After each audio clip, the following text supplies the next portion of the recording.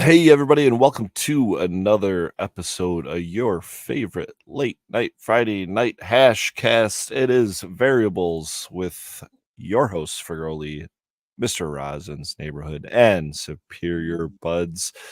It is episode 28 of Variables. You can find us streaming live every Friday night at 11 p.m. Eastern Time on YouTube, Twitch, and X, and after the show on Spotify, Apple Podcasts, and wherever you get your podcasts. Turns out Google Podcasts is closing down like they closed down everything. So if you're on there, well, time to find another location to get your podcasts, I guess.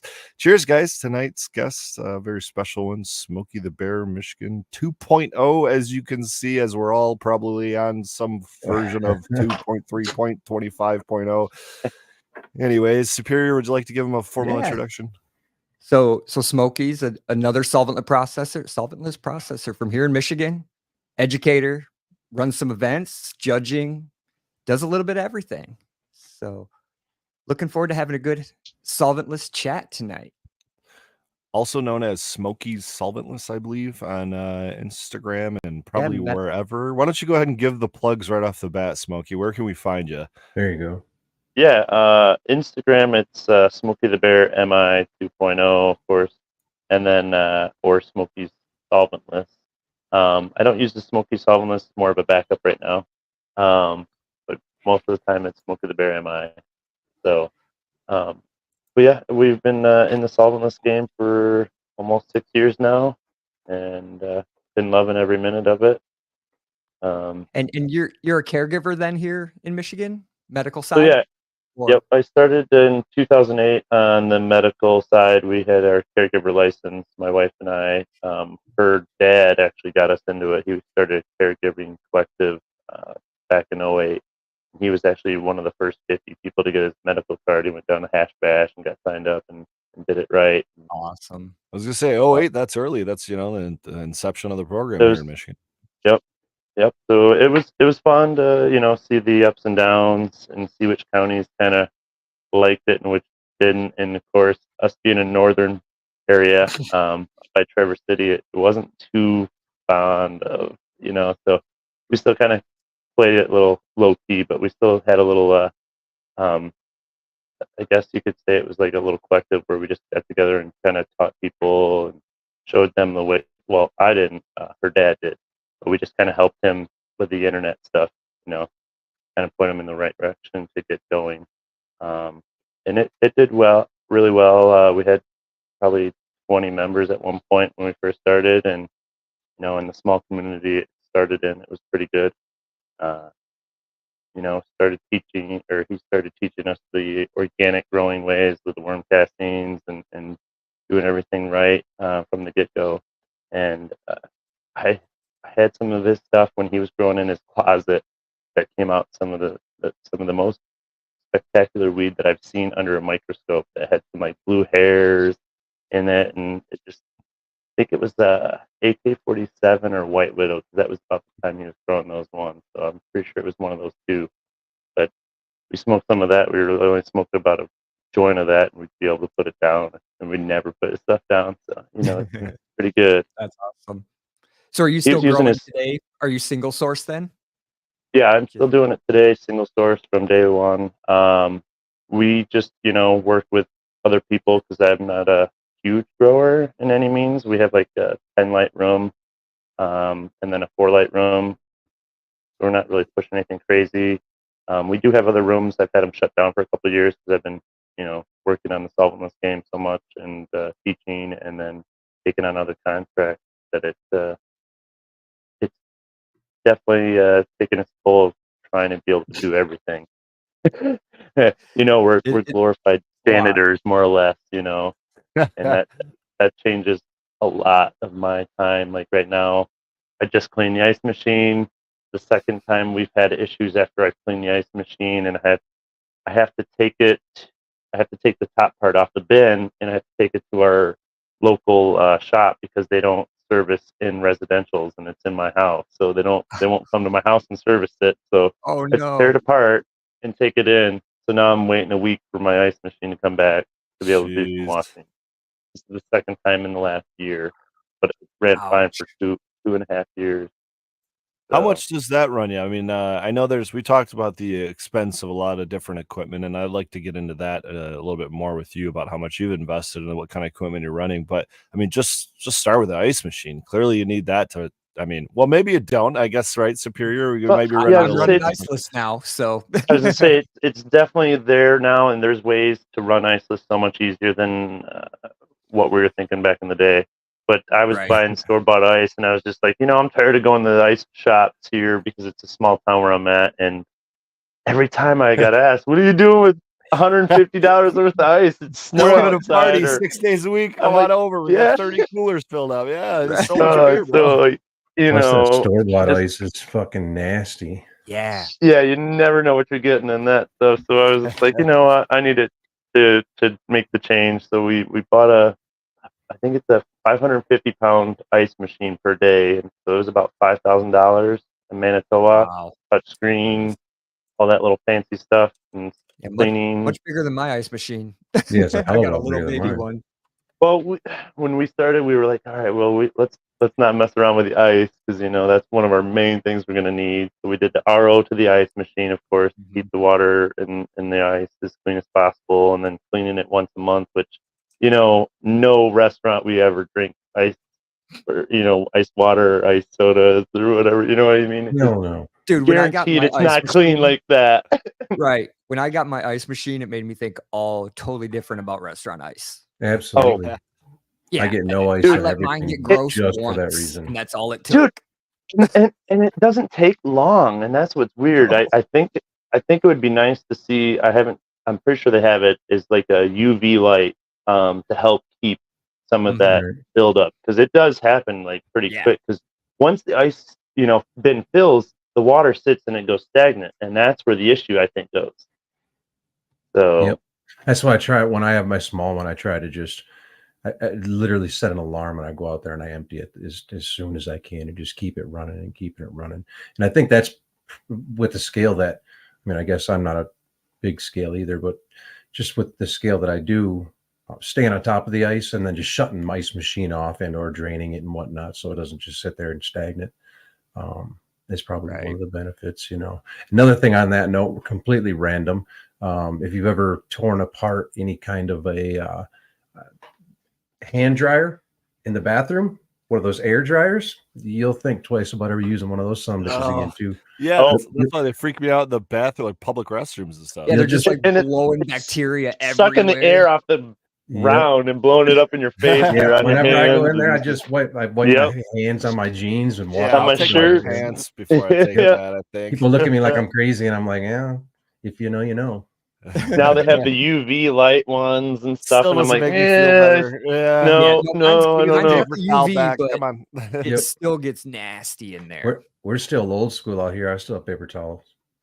I got to share a quick story about the bathroom related functionality, which I think you guys will appreciate now that we're talking about things going awry. One time I went camping a couple of years in the great state of Michigan here and went to a beautiful state park in the Thumb, and we decided we just get away for a night or two, the wife and I, and enjoy some, some semi woods and some stars and whatnot. And well, of course, we set up our tents and decide to run up to the local Dollar General or whatever, one of 3 stores that was in the town, and grab a couple accoutrements for the evening and the following day. And of course, as we're coming out of the Dollar General, we hear this large storm brewing. We're like, crap, we're like 20 minutes from the site. Let's get back there.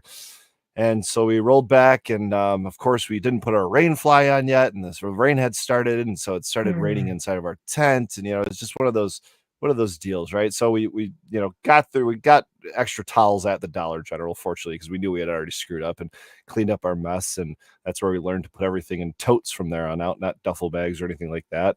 And moral of the story is, well, the bathrooms at this campground had been all upgraded, and everything, including the hand dryers, the toilets, the sinks, everything was motion sensing, right? So you stick your hand under the water, the spout, and the water comes out. You wave at the paper towel dispenser and it throws about 2 inches of paper towel at you. You know, you stand up from the toilet, or maybe you just look at it funny and it starts flushing again. You know, well, because of the storm, the power went out. And Oh, what happens when the power goes out? You can't flush the toilets, you can't use the sinks, and you can't get any paper towels. So they very quickly had to shut down those bathrooms. And what were nice. you left with? Nothing. You got the woods. That was Good, it. good It was just one of foresight. those things where it's like, you know, maybe mechanical's not so bad, guys. Like, we don't have to put everything on electric. Wow, I that's good 100% foresight. agree with that. I'm getting tired of all of the electric stuff. Like, And while you guys are over there buying or creating 500 pounds of ice, I'm over here with my 5 ice trays making 12 cubes at a time because I don't need it for anything more than water. But I did go buy 250 pounds of dry ice today, which I was laughing in my head about 2 minutes ago when you guys were talking about ice, because I had a bag of leftover actual ice that I was using for a cooler to chill some drinks for my son's birthday party to have some friends over, right? And it got so cold here in Michigan that that leftover bag of ice sat on my back deck for over a week, and it just finally melted like today. I'll tell you what, dry ice would not have lasted that long. It No. sublimates so quickly. I mean, as long as we're on the conversation, there are alternatives to using as much ice as some think that we need to. One of which is a bigger reservoir in your cold room. Um, Tied in hand with that would be a good refrigerant system, a good air conditioner, a good cool bot system to keep said room cold enough to keep your water at temperature. There's chillers, there's constant running chillers that you can run and keep your water cold. There's, as I know Pele has showed it quite a bit, there's secondary reservoirs that you can keep colder water in and cycle through your other bins and keep stuff colder. So I mean, there's other You're options brewing than like just jockey heating it. box style. There's so many ways. Yeah. So I mean, just don't think that, oh my God, I gotta fucking buy a 55 pound or a whatever ice. No, you don't. You can no, make whatever you have work. Just make it work as efficiently as you can.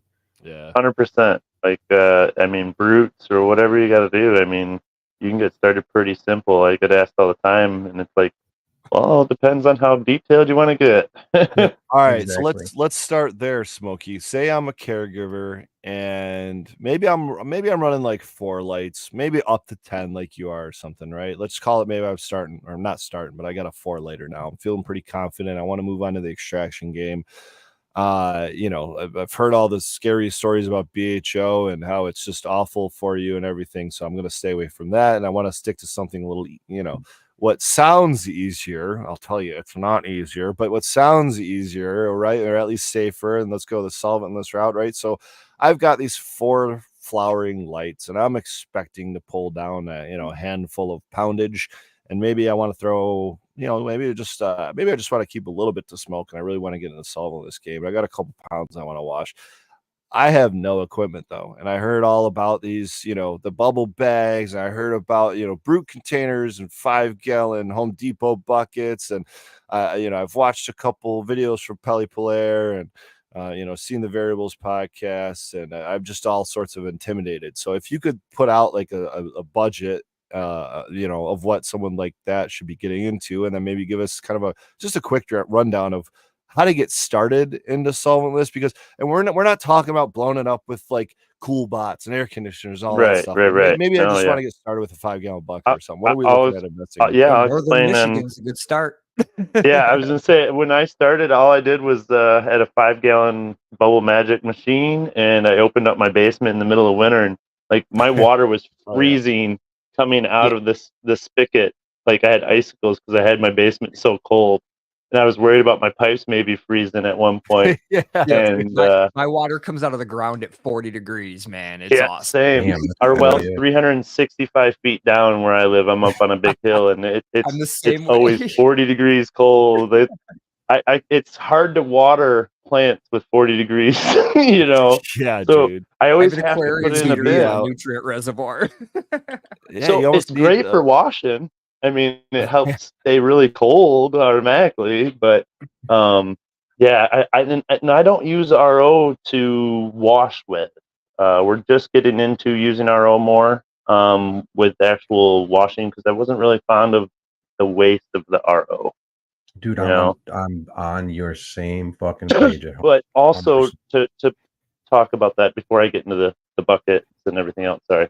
The reason is because there is a negative pH on the water from RO, I believe, and it doesn't help the stainless steel, I believe, in longevity. I believe this is what I'm talking, Gotta not in use some experience, just other people's. barkeepers. So, Yeah. I would say but minimally filter. Don't just use straight tap. You know, and yeah, no, especially mine's when you're, triple filtered. Yeah, and yeah, especially if you're like living in town, you know, you gotta, depending on what town and where you live and whatnot. I mean, there's chlorine, there's yep. there's different additives and whatnot that you have Chloramine. to, make sure that you're Fluoride. filtering So you out got and whatnot. Depending you on got to make location. sure that. So I mean, really, filtration is going to be your number one thing you're going to want to spend money on probably if you don't have clean water, or you're going to have to aerate the water like you were saying about the chlorine in it for 24 hours or more. And then you can basically buy a brute, or you can do the 5-gallon wash Bubble Magic wash machines, or a 20-gallon. The 20-gallon I think is like 300 and something. The 5-gallon 100 and something. In a minute. And then a brute trash can's like $40 to $60. So depending on whatever size you want, 20-gallon and all the way up to 44-gallon. And then you'll need a paddle, of course, if you're going to do it by hand. And then your next thing is going to be your collection wash bag. Real quick on the paddle, because I know there's, I mean, that's totally like an accessory, right? But like you can accessorize this, and there's anything from, you know, a kayak paddle, which I totally have a couple of that I could, you know, use, to, oh, I don't know, a giant wooden spoon, to these pretty nifty, you know, stainless steel paddles with holes in them, and like, you know, like, I know we're talking budget and getting started, but do you have, maybe that's something I kind of want to look into a little bit more and invest in right off the bat, because I can't imagine those. I mean, maybe the price range does vary quite a bit, but what would you recommend there? I think the stainless steel paddle is like $80 from Polar. I can't remember exactly. I ordered it a couple of years ago. And then, so like a kayak paddle is like pretty cheap, $20 probably. But I've got stand-up paddleboard or paddles, so they're a little more adjustable, and we can mess with it. But ultimately, you're looking at what, another 20 to $100, depending on what you want there.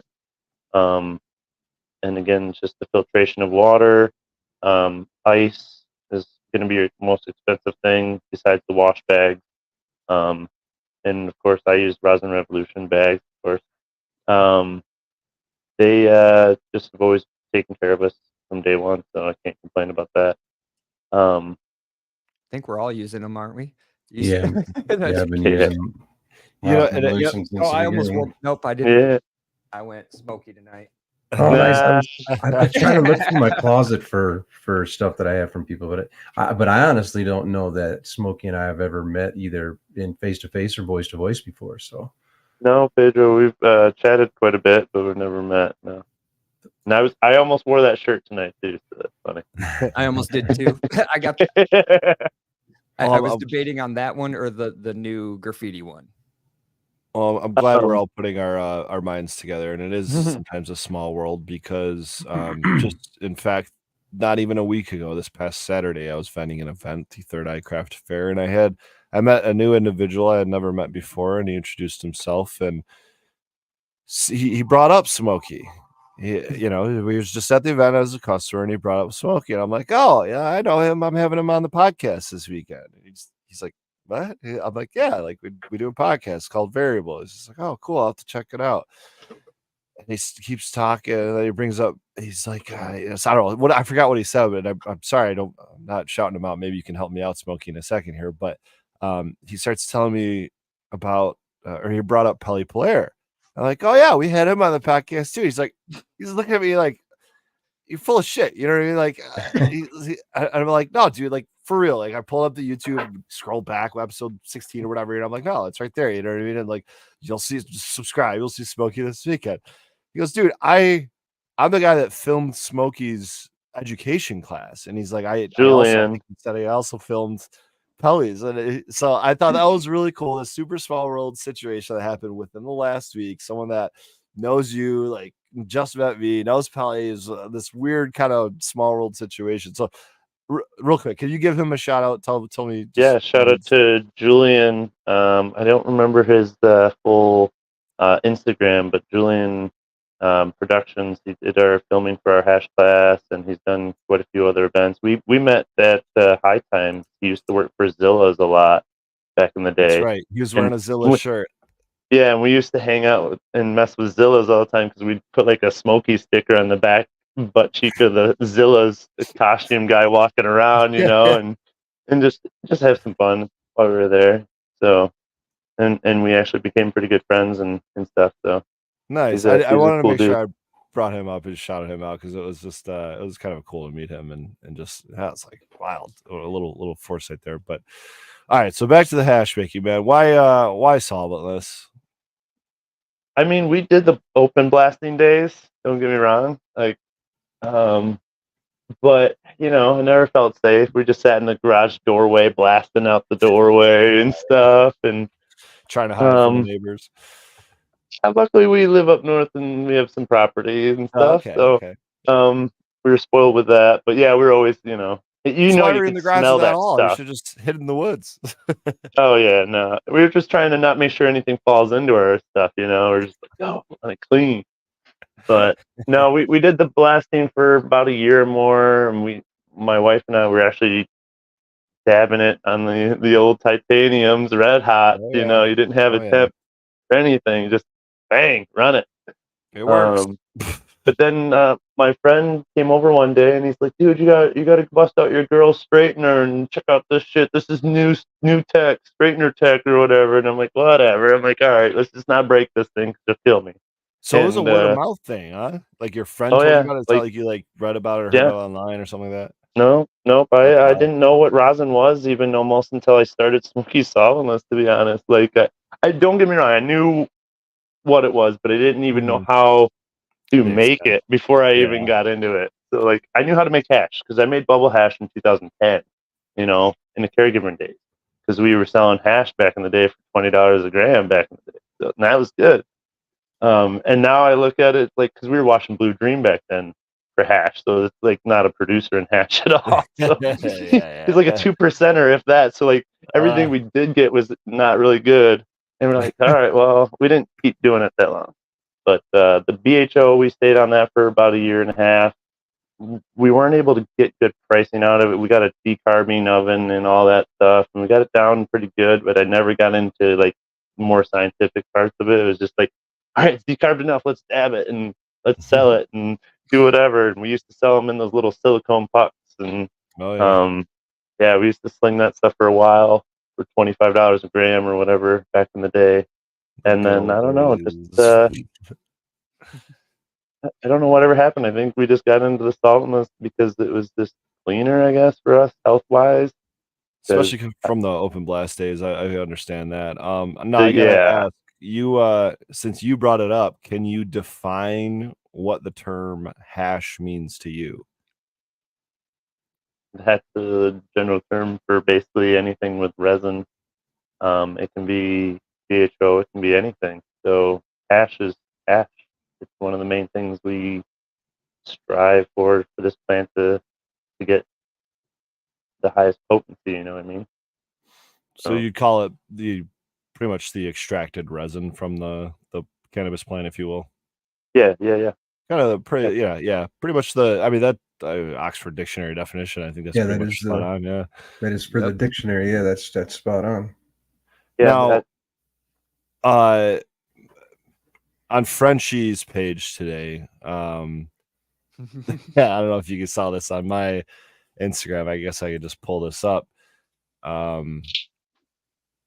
They I wouldn't necessarily call it a controversial comment, but it was something I thought was, I don't know if I agreed with it. I'll go ahead and let you guys decide whether or not you agree with it. I definitely got an opinion on this. It's funny. It says, one thing I have to say first is that we do not extract, we sieve. If you think that this is a process of extraction, then you are not aware of the fact that you are actually sieving, says Frenchie Cannoli. Definition of sieve: an instrument with a meshed or perforated bottom used for separating coarse from fine parts of loose matter. Now, you can't really disagree with necessarily a definition. You can Agreed. disagree with an opinion, and I disagree respectfully with this opinion. I think it is certainly a form of extraction, and maybe just a mechanical form of extraction. I saw some comments about relating it to apples and how apples can fall from a tree and you don't extract the apples, you extract apple juice or something along those lines. Comparing trichomes to apples. Now, I don't know if I agree with that either, but what can are you guys' compare thoughts to. on this? I mean, I'll let Smokey go first there. yeah, I grew up watching Smokey Jesus, Frenchy cannoli videos when I first started doing the hash in the 5-gallon washer. Just using his tech of the sandwich with a little bit of ice here, their product, and then a little bit of ice. I went with that tech for a long time. I still use that tech a little bit. But I mean, I can see what he's saying because, like you said, when you read the definition of sieving, it's definitely we're straining it more or less through the sieve of a bag, or if you're doing even or dried, you're going to sieve it still. As far as DHO, I believe you're still pushing it through a screen, right? Yeah, So typically some sort of mesh screen or maybe a paper filter or something like that. Yeah, that's more or less to hold back. Yeah, that's more of a filter than a sieve. Yeah, right. yeah, because That's what I it's a thought. liquid Opposite solution at that direction of point. what you're collecting from. Yeah, Smart. and I didn't make this comment, but I had the thought when Madam Cannoli responded to my comment and said, I didn't see the correct comment thread. I should check that out. Or maybe I should stay away from it, but maybe I should just pull up. Hold on. My apologies for the delay. ooh la la. I think it could be both an extraction and a sieving process. Yeah, I So- believe. Yeah, I think Right? so. I think it falls into Because- both definitions. Well, technically, we're sieving the hash, but then we're going to be extracting the rosin. Right. Agreed. So Yeah. So agree I with I that. think that both sides have they have a valid point. Me personally, I don't think that we're extracting the trichomes from the plant. I No, just don't think that that's an appropriate term. I think no, we're that making them fall off. I think that we're separating, or I guess I don't know exactly what word to use, but I don't feel extracting, dude. It's extracting. I'll fill it in for you. Well, I mean, All right, yeah, you the can definition was by voice your force. opinion, but I'm just voicing think- definitions. I Let's think, get to it. All what's right, the so definition? Big Phone says it's semantics. I kind of had to agree. Let's Well, read. we're talking semantics. Of course we are. We're all It's just talking. absolutely it's Well, apples to but oranges. She disagrees. She says, actually, no, check a dictionary, 2 different definitions for 2 different processes. All right, well, yes, there's 2 different processes. I get it. There's more than 2, but it's semantics. You're extracting the trichomes from the plants via sieving. Semantics, Bake says. French used to always ask you to show him the extraction of the intact trichome head from the plant. There is an abscission point at the base of the trichome where it connects to the stalk. It narrows with maturity, similar to a fruit or leaf of some trees falling naturally when ripe. We don't refer to that process as extracting fruit from a tree, nor do we refer to the process of separating grain from the shaft as an extraction process. We have a wealth of terms to describe different processes so we can perfectly understand each other, and that's a good thing. Extraction processes in the cannabis industry are used to create tinctures and rosin, but not hashish, and that's not semantics. It's a fact. Semantics, definition. The branch of linguistics and logic concerned with meaning, which I don't know why we needed to define semantics, but let's keep going. So far, I think I have to say I agree. With which part? With what you've just read, that there's a definite, unless I'm just being stoned and not Yeah. When we've all agreed that hashish is the traditional point, the separation of the trichomes, and I just said it right there because to me that's what it is. I agree with the separation, but the minute we start breaking the trichomes open, and I know Now is smashing them and keeping them all together and not separating things. Now is that an extraction as well? Okay, To me, so we're separating the trichomes from the plant material, and then, like Smokey said, when we go to rosin, then we're extracting the rosin from the heads. Going one little bit further though, like going back to the apple tree, this isn't just apples falling from a tree. It's more like the machine that goes up and hooks to a nut tree and shakes the shit out Right. of it. and that's You my know. thing. It's like we're not What is picking that thing trichomes called? up off the Right. ground, guys. We're not sweeping trichomes off and collecting them off the ground. We're extracting them from the plant, and because we're using the definition of extraction, yes, we are. And let's get there. No. I completely disagree, because we'll always take apples. You always see them in a store where they're separated by size. We did not extract them from the trees, then separate them by size. Did not happen. Okay, but separating them by size is a Mechanically totally different separation. process.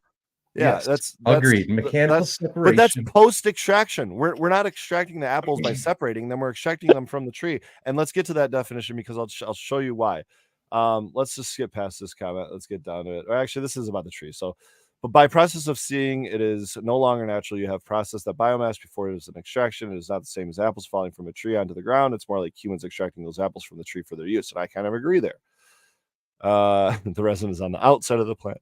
Okay, so it's totally like apples falling from the tree onto the ground, Madam Cannoli says. Take a dried branch of fully mature cannabis and shake it. The trichome heads will fall off just like fruit.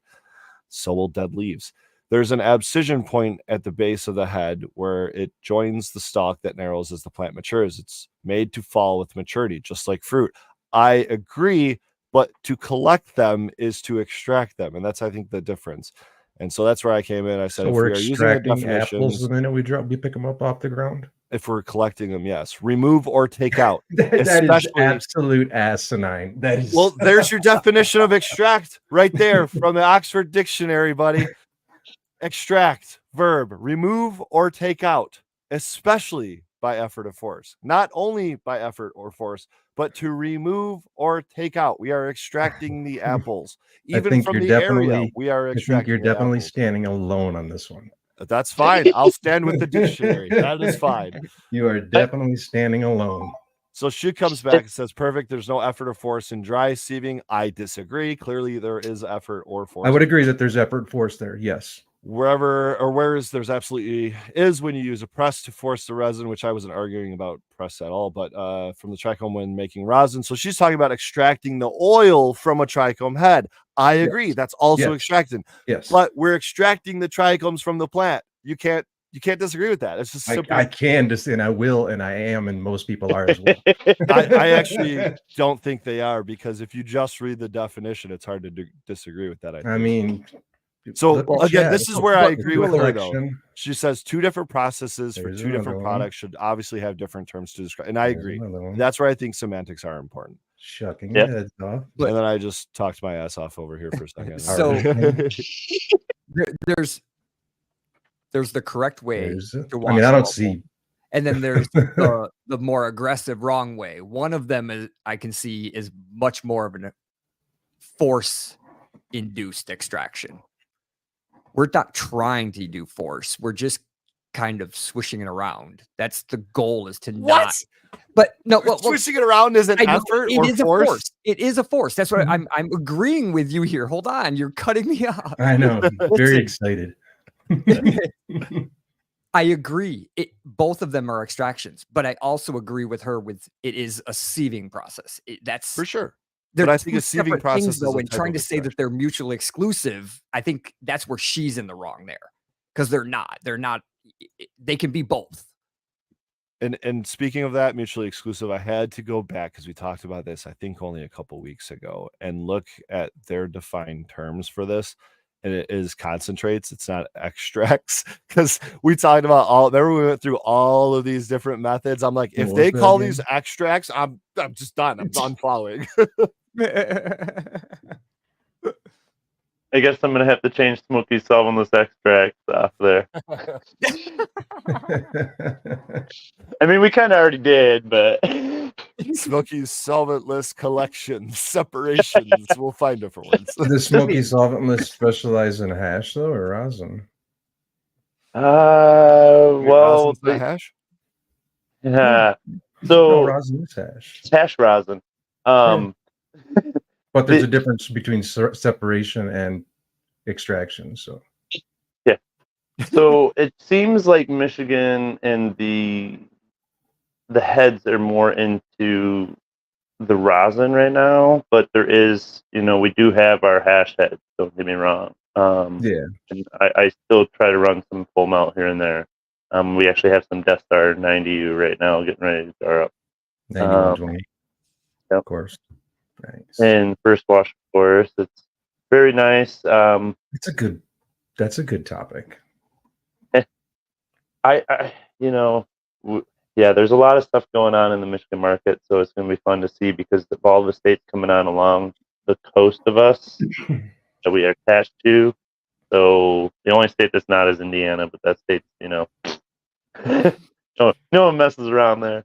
So, but yeah, the market's been, a little flippy floppy lately. I feel everybody's been wanting those $700 ounces, And it's like, man, where are these $700 ounces?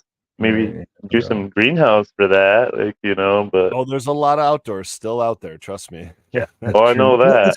Let's go over some I of get those asked all the variables time. Let's go over some of those variables because that was a lot of my questions here. I wanted to walk down a solventless path with you here and walk down some variables. And you mentioned the first pull. You think first pull is better than the second pull, better than third pull, better than fourth? Do you think it runs down that way, or what do you believe? No, I've seen second and third come out better than first. The reason being is if you have any dust or debris or anything in your plant, on your plants or any in your room, it's going to come out in first wash. So we've done different washes. We've done like a 1 minute wash, dumped out just to see, and definitely can see the difference in the second wash being way better.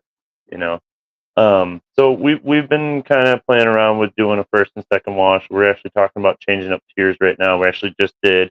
We're getting rid of our tier 3 and going to only a 2-tier system right now and trying that and see what happens. It gets tough when you freaking start working with tiers and we've done it for about a year now, and it's been not horrible, but we just wanted to offer that little lower price because the economy is where it's at, and understandable. The hardworking people still deserve good meds, and it's still great meds. I mean, I still dab my last wash for crying out loud. So for sure.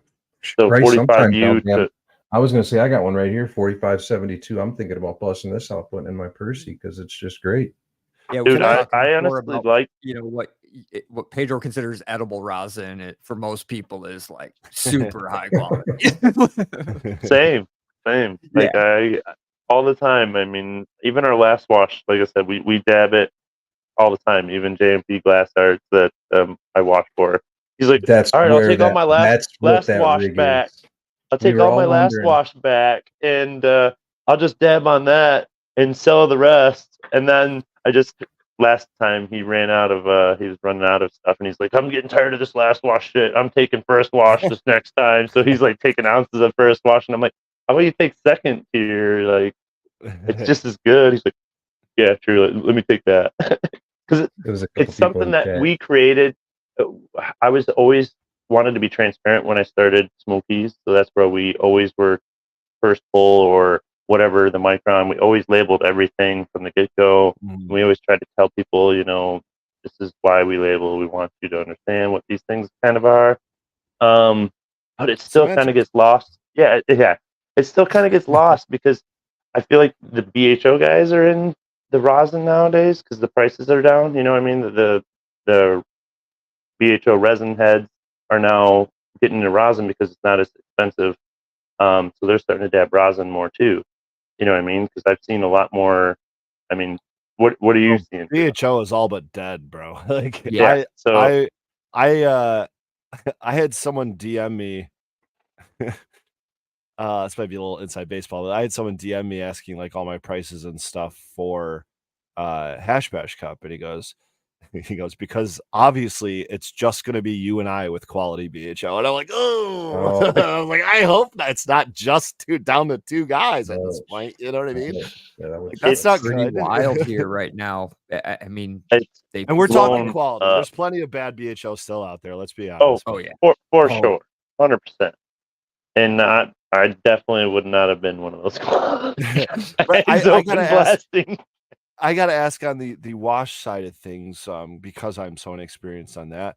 My understanding would be that you'd want to do more washes to get more material, right? It's just more about the efficiency of the overall process. I never really considered the fact that you might literally be cleaning the material in this first wash. So I could see the benefit of doing a very quick, quote unquote, first wash. Is that really all the reason there is for a second, third, or more, maybe more washes to just kind of get the rest of the material off? Yeah, so usually first wash is like a 5 to 10 minute wash, and then you can go up from there, or you can stay at 10-minute washes by hand, which we normally do. If we did washes by hand anymore, we don't. We use an off spray now. But yeah, like 5 or 10 minutes is usually your first wash, and then each strain is different on how far they will push, if they're going to go green or brown or whatever. So it all depends on the strain. Like our Death Star, it drops a lot of hash. I feel like it's got that loose neck trait, which a couple of our strains do have, and they're all pretty high yielding, 5%ers plus. Would you We say were it's very beneficial to scope your shit just to know where you're at with all these washes? Yeah, I mean, we definitely did when we first started, and now we've been in it for almost 6 years, and we've had the same 5 strains that we've been growing almost Yeah, once you get for going, hash. So it's like we just 8 weeks. It's cut down at 8 weeks. but like We try not for to grow that person, anything person wrong. getting started though, wash it for a minute, scope it, wash it for 5 minutes, scope it, wash it for Yep. 10 minutes. Find out what you're dealing So with. when I first started, I was using the 5 gallon washer, and I was doing like 30 seconds just to see. I wanted to see how much it would dump at 30 seconds, a minute dump. Because I was doing small batches. I was like, all right, I got 2,000 or 1,000 grams of this, 1,000 grams of the same strain. Let's do a little testing. So that's where I dialed in how far I could push certain strains at some time. So it's a fun one. Every hunting and washing is the hardest and fun part at the same Yeah, time. I was gonna say that's the fun in it for me. I'm 100% from seed. It's always different. I scope everything because I just want to see, Yeah. like, how did it look before, and how good did I wash it? Because when I first started scoping, I'm like, oh shit, that last wash, I need to beat it a little harder. It was definitely not moving We're enough. we're Effort, debating right? on getting a So, microscope. We want to start messing around with a microscope a little bit more. I think it'd be fun For because sure. nowadays you can hook them up to USB pretty Yep. easy and Yeah. look on a TV instead of trying to. yeah, the wife We got me a might look that route. Next nice one I got microscope for for you. Christmas, and then I got her the macro lens for her camera. So just playing around, get as close as you can. The more you see, Yeah. the more you'll understand what you're doing. Absolutely. Next one I got for you is: do you think there's a difference between processing indoor and outdoor? And if so, what are they? Yeah. So that there's so many variables with that because every region has their own benefits and negatives to their region. So like us being in the Great Lakes state, we're surrounded by water. I'm 10 minutes from the Great Lakes, so like we get a lot of humidity in the end of the year, a lot of rain. So if you're not covering, you're going to deal with a lot of that botulite. I can never say it properly. The bud rot basically, and PM coming in at the last few weeks, and that's I've washed quite a few greenhouses or outdoor, and I here in Michigan, of course, I haven't washed anything in Cali or anywhere else. That I always feel like there's a little humid taste. The last 2 years, though, we've had a better ending of the year for the harvesting. So like last year was probably our best year yet for harvesting. I don't even think we got the fog, but the 2 years prior to that, we had a fog that came in and sat for 2 weeks almost. I swear it was just a humid fog the whole time where I You're live. right in that belt too that comes right off the big lake there, man. Yeah. I think So you get it worse than we do, and we're right on the water. yeah, it's silly because we're snow belt, and it's funny because all my friends, we're living up on one of the highest peaks in our county, and the people that drive up to our house, they're like, "Dude, what the hell? It wasn't snowing at the bottom of the hill." I'm like, "No, why do you think we have to have 4-wheel drive? It's not. We're not on the mountains in anything, but we that just have is a about what it's bigger like here, though. rolling hill." Yeah. So, but yeah, it's fun. We have to have 4-wheel drive or good winter tires basically to get by because our road's one of the last roads to get plowed, and it's a steep hill, and it's like a 90-degree stop sign turn to go up the steep little hill. So there's no runway unless you like run the stop sign from straight across, Just kind of got to gun it which I and used to do clench your butt. when I was younger. Yeah. Oh yeah, but it was more at night usually. Coming home late at night and it's like foot of snow or 2 feet of snow and the road plows ain't hitting it. It's like, oh, I Yep. gotta gas this shit. Oh, I had an man. old little Driving- car, Acura Integra. There's been plenty of times coming back from the local hangout spot playing pool. I mean, we're tiny town and uncleaned roads, foot of snow, just hoping you don't drive off because it's rocks and water, and you're just bloop. It's Oh, nice. beautiful. Dripping like water. I was waiting to see if it was dripping like water. Yeah. Speaking of that, so we used to come home because I used to work at a pizza place and all that and general manage the place. And long story short, we'd get home at like midnight and stuff, and there'd be no one on the streets where we live up here because it's like more of a summer town thing. We have ski resorts and snowmobiling, and there was a small town called Frankfurt, and I was living over there, and there was so much snow on the roads. My buddy had an S10, snow tires, 4-wheel drive. We hooked up a ski rope. We were snowboarding through downtowns and like hitting the snowbanks at like 1 or 2 in the morning, just having a blast, Yeah. We did So that you once can't do in that college. It's this so much fun. anymore. No, We don't get that snow anymore. I feel it's weird. It was a weird year for sure. I mean, we rely on snowmobiling up here during the winter, and there was just nothing. Of course, now we've gotten a foot and something the past week. Now it's gone again. Jeez. Yeah, I was gonna say it's like every time we see snow, it's like, oh, the sun comes again and melts it, and then it's gone for a day, and then it snows again and snow. I feel like we got more snow in March almost.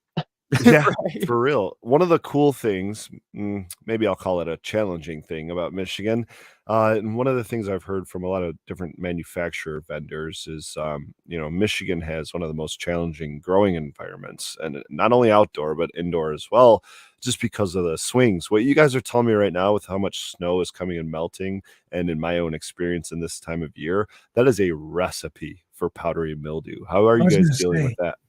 Real quick, the funny thing is I think we here in Colorado potentially we have great swings. I don't know if there's as much as they are there as well, but I think the substantial difference is our lack of humidity. Yeah, So you're dry. So adding that, continue. Oh yeah, no, that's the big difference is like I think when you're farther inside from the state, there's better. Why can't I think of it? Growing terrains or whatever territories. Terroirs. Environments? Terroirs. There we go. Terroirs. There's better terroirs to grow inside the state more because it's not going to have the humidity from the Great Lakes. You know what I mean? So there's that. It definitely controls it. But like we did a light depth last year, first time trying to mess around. We just bought a cheap thing on Amazon and pulled tarps midsummer, and got a small crop. I wasn't pushing for anything crazy. I just wanted to see what these strains could do, and if I could do light depth in Michigan. I knew we could, obviously, but we ended up taking one of the plants, actually 2 plants, and mixing it and entering the sun-grown competition by Geo Country Fruit, Geo Farm, and we won People's Choice with that. So we're happy to see that. Because I'm not big on in outdoor compared to indoor. I'm a big indoor guy. Flower smoker. I would never smoke it outdoor, especially Michigan outdoor. That's not saying greenhouse. That's straight outdoor. I don't know. I've always preached that the stuff outside is just, you got bird shit, you got bugs, you got dust, the wind blowing whatever shit's in Bird it, shit, you know. spider dicks. Pollen from your Yeah. neighbors. The pollen, PM Do you- from your neighbor's gardens or Do you whatever, jet consider- fuel, Do you whatever. consider like a greenhouse or a sun dome or anything like that? You consider that outdoor as well? No, I do not consider that. I actually, like, if you follow Helio Hash, they grow under just like the hoops and in Maine, and they're crushing it. I mean, they won multiple awards. I think they won the Eagle Clash and stuff. So a few years back. So you can't deny that there's outdoor out there that's really good. I'm not saying there isn't, definitely. So I'm just saying where I live, it's not the greatest. So what is growing in a greenhouse if that's not outdoor? It is. It's just, covered. Greenhouse grown. Yeah, it's just I mean, greenhouse. We label it greenhouse just because So there there's- is a little bit of a difference. So there's 'Cause if outdoor you- sun grown, there's greenhouse sun grown, and then indoor, and then all Correct. the fucking variables that come branch off of that. So the reason why is because, like, I used to have an outdoor grow. Don't get me wrong. I've grown outdoor. outdoor. I mean, now we got to Outdoor. And then I started putting a plastic over it. And once I did that, I'm seeing how much black shit is on top of that tarp at the end of the year. It's like, man, that just saved all my plants. We actually talked your dad into covering his plants in the last 2 years, and he's like, dude, this is the best stuff I've ever had in years. Yeah, I'm like, when you yeah, start- thank You start God. filtering your intake and everything, And oh that my changes God, everything too. dude. Absolutely. And that's Now what it's I was just going now to it's step to too. outdoor, sun grown, but fucking clean. You know, Right. Yeah. Right. If It's you the can best of filter both that air, worlds, it's just man. going to be, it's going to be the best. How So- can you deny that, like, having some level of control more so than outdoor, but utilizing the elements of outdoors is not going to be somehow You- better. It's just I'll say it. You can't beat the sun. right. I mean, you really can't. I've full grown some of the best spectrum, herbs from the sun, and 100%. the full medicine is best from the sun. yeah, I would agree. You might would not be agree. getting the full quote unquote indoor potential out of these genetics, right? When you're growing them outdoors, it's just a different type of growing. Yeah. It doesn't It mean you're is. not getting its full potential. You know what I Right. mean? It's just a different Different type of- stressors. Let me walk down the next road as far as growing. Then let's go to processing. Fresh frozen, half dry, full cured. When going to, we'll just say in our case, going to solventless. When I first started, I was actually 7-day cured, and then freeze. And we believed that because we were smokers. So we were like, oh, I just couldn't just freeze this weed and not be able to use it. And it doesn't wash. So now I'll be able to use it at least. If it's dry, I can pull it out of the freezer and still smoke that son of a bitch when I run out, So we were doing that forever, like for the first year probably. But it just became a pain in the ass to hang it and then take it off the line and then trim it up again and then freeze it. And it's like, man, we could just scale freeze makes it. a huge 10 difference. times faster. Yeah, scale. Like if you're talking small scale, completely fine. You start talking about rooms or greenhouses, it's like, oh, Right. Well, we were doing consecutive grows then. We were just pulling, 5 plants, 6 plants out at a time, and we were just washing and working with those plants. But now we're doing full rooms when we harvest. It's like, oh shit, yeah, no, we can't. we gotta different beast. we can hang this stuff now. We just hang our tops Yeah. because we still smoke. We do donut doobies. My wife and I. She's more of a smoker, and then we still do donut doobies like every day. Donuts are every joint is a fantastic. donut doobie. Oh my god. So Such so a essentially you do fresh frozen because of scale. Yes, now, we do I'm fresh assuming. frozen now. Yes, absolutely. Is there a difference and or preference if you had between fresh frozen, half dry, cured? I haven't done a side by side in a while. I'd like to do one again at some point. My biggest problem is I don't have a perfect curing room, especially right now with winter. It's like super dry in my basement. So For sure. even if I put a humidifier in there, it doesn't touch it really. Yeah, I understand that. How quickly Only are time you it- flipping that room? Flipping the flowering room.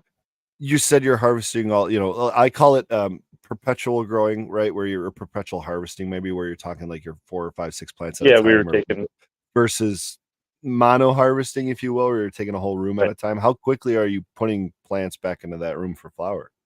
now we're flipping and we're trying to reset, but we've got about a 2-week veg still when we put Okay, them so back in but you that got room. plants in there vegging then immediately, Yeah, pretty usually. much.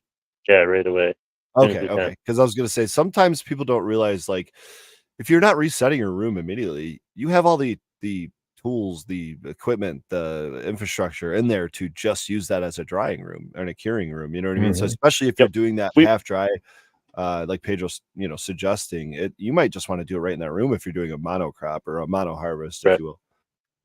Yeah, we've got a lot of friends that do it that way. I just never been a fan of that, just because I want to be able to keep growing and pushing more if I can. Right. Um, It's hard, so man. we've used Plant count. we It's very we used an hard. apartment. We had an apartment bathroom that I just remodeled a couple years back, and we were using that for a while. But then we had guests over all the time. We just had fucking weeds spraying up, and we're like, "Sorry, you can't use that bathroom. It's a brand new bathroom, but you can't use it." Now we put it in a different room in our basement. It's still not what I'd like. Um, so we're working on it. I got a tent. We might try out this next time. I was gonna say But, tent's always a good option, man. Yeah. I'm sitting here with an 8x8 gorilla tent that is completely empty right now, other than the infrastructure to grow in it, right? Because I just wasn't growing in it the last couple months. Well, I've got a bunch of plants that I harvested for Hash Bash Cup that need to be, dried and cured. It's like, well, I guess that's the perfect spot, Yep. like let's just utilize it. That's how I flip my room. I've got my Mhm. 5x5 veg, then I've got the flower room. And when I'm harvesting the flower room, I'm taking the veg tent plants and putting them into flower. And then I'm drying and curing for the half dry, buck into bags into the freezer, and then start new plants by the time they're ready. Flip them again. yeah, I know, sorry, Pedro. I know No, good. we're getting into the processing now, but before we get too far away from it, I always like sharing this elevation map with our other Michigan growers here. It's always interesting, especially, being in the Traverse City area, just seeing the different elevation you might deal with. We don't have a whole lot down here in the southern half of the Lower Peninsula, but it gets pretty aggressive, especially up here, but obviously in the northern Lower Peninsula as well. And that, I mean, changes weather, changes how you're growing, changes a lot of things. We get we get the super low temps, we get the hot summers, we get 0% humidity, and we get 100% humidity. So your Mhm. grow environment's got to handle every freaking thing. Yeah. We get That's snow and 70-degree temps in the same exact day, guys. Like, Yeah. Michigan is That's a probably challenge. one of the hardest things that I have to deal with is just environmental controls, because I don't have everything, just touch tone, awesome shit running. I'm still doing what I can with everything I had. So I haven't really upgraded everything. I really want to build out a room or a garage at some point, like a full barn build, and just do it for it. Because right now we're in like a 6-car garage that's like we have like 3/4 of it grow facility. So Yeah, I don't park in my garage either. yeah, I got a little pull-in area. I can almost pull a vehicle in left. I'm sure I could, but All that right. means that I'm letting some temps out or some temps in, one of the two. Yep. So now we've washed our flour, we've washed and pressed frozen, half dry, whatever the hell. We've got our hash, right? I'm just kind of throwing some random questions out there that we haven't covered, I don't think, yet on the show with some solventless processors. When you have your hash and you're pressing it out, low and slow or high and fast, meaning low temperature, slow press, or higher, and I'm not meaning like high, absurd, higher temp and faster press. So I've been all over the place. We started at 159 and about a 2-minute press, 3-minute press, depending on how much hash you had in the puck. Yeah, of course, variables, right? Yeah, there's too many. Every time I'm just like, there's too many variables, or it's strain dependent, or it's this and that, and it's like really is. Like, It is, man. It's something some of like these when coaches people are do. like, "Oh, how do you cook a jar down?" It's like, well, how long does it take? It's all How strain big's your dependent, jar? and how much how much air stays, and like this is there's too many variables. Like, can't just tell you a set time. But all right, I'm gonna have a stoner moment. What were we just No, saying? no, that's fine. Something about Low and variables. slow or hot and Yeah. fast. So we're at 179 to 169 nowadays, and it's about the same 2 minute, 3 minute presses. Usually about a 30 to 45 second warm up time. Where we What kind really of start press? What kind pressing. of bags? How much you filling them with? We've Ooh. got the Sasquatch 2.0 or 2.5. What size plates? They're 12 by 5, 12 Jesus and a half by Christ. 5. They're big That's not, plates, yeah. that's, That's yeah, that's wide. not small. Jesus. So we use a variety of bags. We've done 2.5 by 10-inch bags, so we can fill like 150 grams in one bag. And then we mostly use the 2.25 by 4.25, or 4.5, 4.5 by 2.5. Sorry. And I just was always using those with low temp, and now that I have this bigger press, I never really changed it, and I'm like, why haven't I that? Dude, I love I'm the same You exact. just I mean, you, we I can just walk down have that these route. bags, and it's like I always have extras of the 160 or the 25, so I'm just like, I just need to reorder more of these so they work together. And I've literally found that is the sweet spot right there, the 2.5 by 4.5. I've found that it's my favorite. Do you think? I mean, I definitely have opinions on this. Do you think? So, I mean, you have 5 by 12 plates, right? Why can't you just press something 4 by 11, 4 by 3.5 by 10? Why wouldn't you just press the maximum you could on there? Fucking press Because most of the 400 time grams. you don't have that much. Okay, So, say you do. Why wouldn't you? I mean, probably would, but You think really, you I would? don't You know. think you'd go to the whole thing and just blast it out at once? I mean, we've done 160, I think, 169, 70, somewhere in there, I think, on one press before, when we're just trying to crank it out. Now I'm not really doing that as often. I'm about Obviously, 100 grams now. time I comes think. into a play big time there. Yeah, exactly. Do you It's think? more wasting bags, more time prepping, more parchment folding, all Do you those think extra time hours. that quality can be gained by pressing less at a time? I'm starting to believe more here and there. But we've also been playing around with like 15U instead of 25U bags. And now they even use I want to give you a big and old now hashy they hug. even use 5U. They have 5U bags. They're a little more expensive, so Yes, they do. it's just with making THCA, we've always had the 15U. So, but now they have the 5U. We just gotta set in every day. All right, gentlemen, tell me the difference, because I'm sitting over here with a lot of options when it comes to my filtration, right? I'll bring them up in a second. You guys explain to me why you're using the what was it, the 5, the 15? What are the options here? Why would you use the different sizes? Please explain it to our viewers. You want to take it, Just Smokey? Yeah, it's just more refinement, more clean burn, more clean everything. Like just like all right, so we're collecting 73 heads roughly most of the time, 73U, and the bags we used to press were 25U. So it shouldn't have much go through that, but you're also pressing. So so now we started using 15U rosin revolution bags, and it definitely we've seen a cleaner burn, I feel, and cleaner everything in the last probably 3 drops. We just started doing that. So And then when you move down to 5, we just tested the 5 in this last batch because I just got those in. We only did one first wash, half first wash in 5, half first wash in now 15U. when you say 5, are you talking 5.5?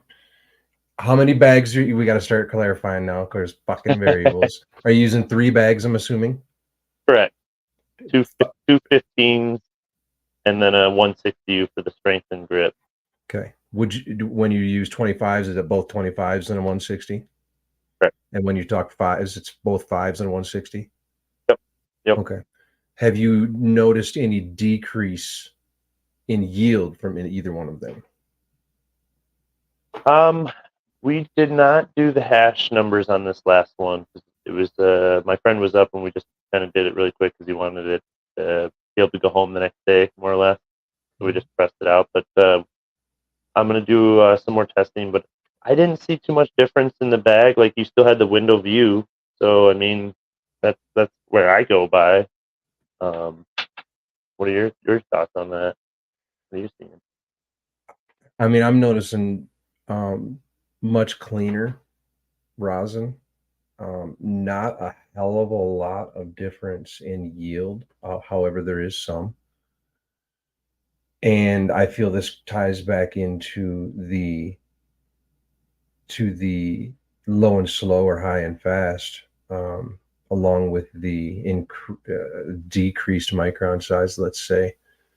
Now we're talking about cutting out more waxes and lipids. Correct.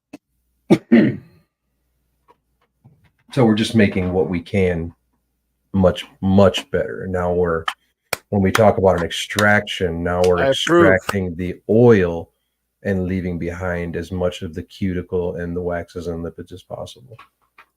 That's a good thing, guys. That means cleaner bangers. That means cleaner dabs. That means a more refined hit.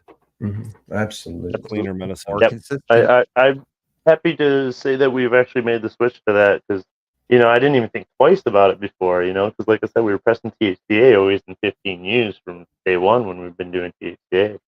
So when it's like, man, why did we not throw one of these 15Us on ever? It's like, I don't know, it's the standard. Everybody uses this, so we're just going to do this. So there we go. Yeah, these are kind of the options real quickly that I, have. I put everything through pretty much, I don't know, it's kind of hard to tell sizes here, but everything pretty much through a 1.5 inch mesh gasket that looks just like this. There's a good variety of options here, everything from 2000 micron down to 5 micron.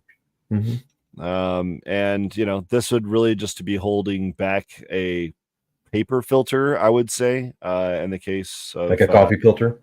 Yeah, because I would go unbleached, of course, but you got to hold material back somehow, and you're not grinding the material down, but little leaf matter and so these screens aren't holding plant material back.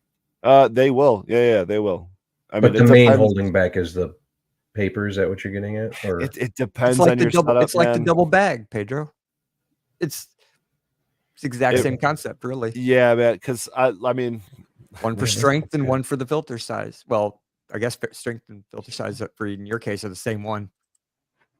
So if we look at a hemispherical tri-clamp reducer, which is something that is a component of my system, some of these will come with a filter plate integrated in there. That can either hold a mesh gasket like we were just showing, or a filter paper, or a coffee filter, or whatever, what have you. I'm not sure if it's going to show up in any. Yeah, there you go, right here. So something like this. So it's still like that's now we're talking. I don't know what 5,000 micron, like 20,000 micron. Like that's not holding back material either. It's just a base for some sort of filter paper or filtration device. But yeah, either way, you're still going to need on the BHON. We're making a chemical liquid mixture that we have to move through the material into a vessel that doesn't contain contaminants, ideally, without CRC. And the only way to do that is either some sort of stainless steel mesh gasket like that, or a paper filtration device that's not going to add anything to your extract. And yeah, I mean, there's a lot of varieties with the micron sizes there. I don't go all the way down to the 5 because in my experience that just runs too slowly. I'm running passively and under vacuum, which I also think is funny because maybe it's not extraction because we're running under vacuum, so there's no pressure. Maybe there's effort, but there's no pressure added. Going back to that definition, sorry.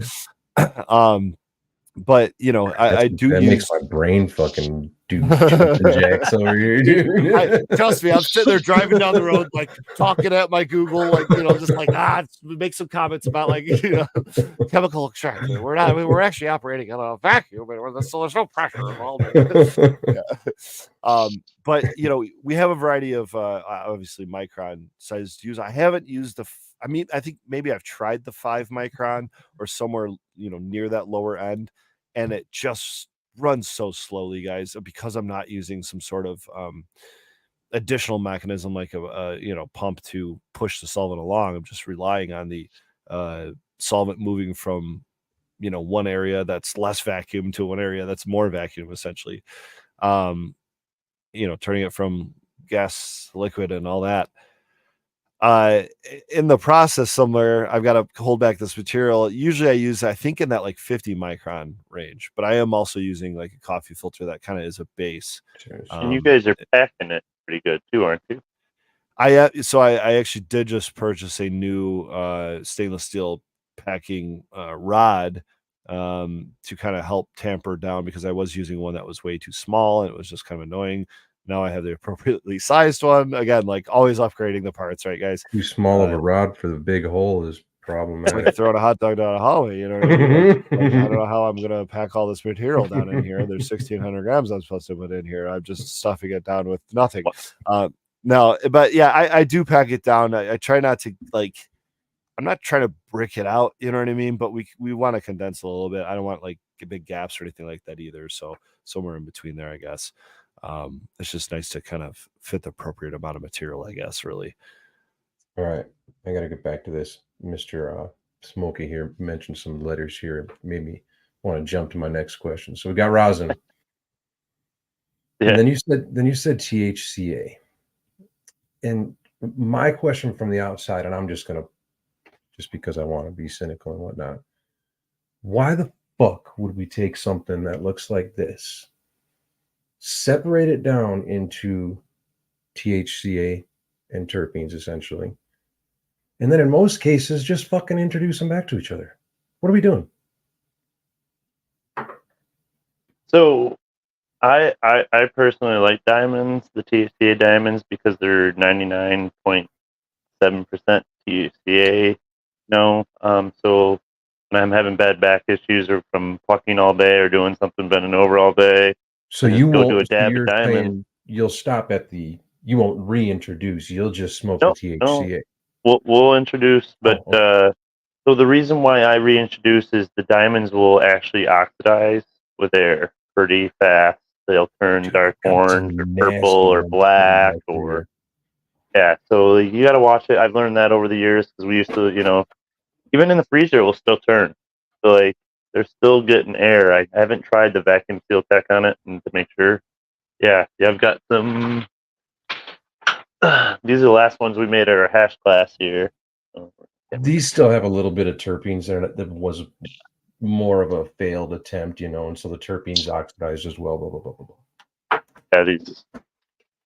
But it's the terpenes just help keep it from oxidizing faster, I feel, and that's why we do it. Plus, what are you going to do with the terps? I didn't have an out for terps, and I didn't put them in the cap. This is where I can come in. So terps are a solvent, and terps actually help grow the diamonds.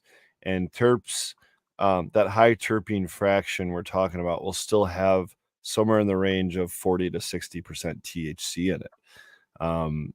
At least when it comes to BHO. I'm not sure exactly with your guys' process, but I imagine I'm guessing it depends on how you press it from the mechanical separation part, because that's what I'm talking about. Because you can press too hard or too hot and get THCA into the terp, and that becomes a little more sugary terp or solid solidity terp profile. Let me just that's say when that you press too hard. Making THCA, solventless THCA, is a pain in the ass. You guys thought the process of making hash. Everything you guys do is a pain in the ass. Oh no, this is a pain in the ass times 10. Okay. And man, you can fuck some material up more so than even. I mean, it's the dangers of holy shit. So it's again strain dependent. So like our Death Star is a wet one always. So that will just squirt out so much terps to THCA. So you'll have the terp ratio will be way up here and the diamonds will be down here. And then I have like my bubblegum breath and my double butter, compress those, and I'll have tons of diamonds and I'll have a little bit of terp. I think it's just the higher THCA content in the bud. That's where we always kind of base it off of. Because those two strains sometimes will butter up off the press. What I mean by that is that like it almost crystallizes and almost goes into a cold cure right off the press. Not all the time, but it definitely is a fun thing to play with. But first, you're going to make the isolate, which is the pure white chunky stuff where you break it down into a powder and make it look like cocaine. And we're demonetized. No, I'm just and we're done. No, no. But the isolate is actually probably the purest and the most stable form it can be is when it's in that white powder form or the white chunk form because it won't oxidize as much. It won't. I don't think it will go bad. Really, there's no taste with it, so you can dab it at 700 degrees or 300 degrees. It doesn't matter. It's all the same taste. Would it not convert to CBN though? That's where I'm not sure. That's where I would like to do a test and send it in. It'd be nice probably, to be able to do it. Probably with oxidization, I'm guessing it would. Yeah, I guess you got it under vac seal or something. And yeah, I've kept mine in jars usually until I'm ready to make diamonds for a little while, and they might wait a week or so even. But then when you cook it to the diamonds or press it through to make the diamonds, and that's a little hotter temp to make that. I think you're right though. I think it probably would take the oxidation to convert it. You know what I mean? Because it's not like it's still attached to a plant material or something like that would, I guess, further that process.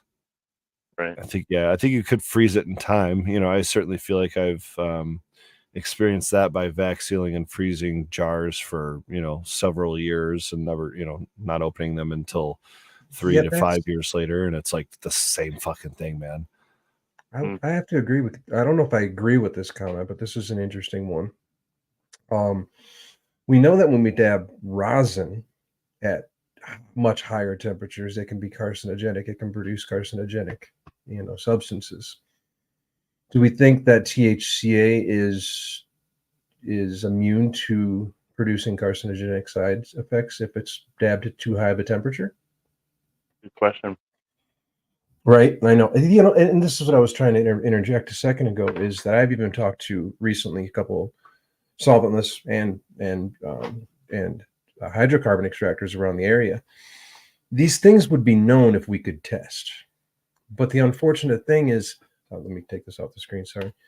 The unfortunate thing is that on a commercial level, which is at least in Colorado, the only way that you can test, it's too goddamn expensive to keep throwing things back in and testing it and this and that. And the problem is if at any point in time you fail a test, then it opens up a whole new fucking ball of worms, So wait, don't you guys have R&D testing? Well, yes.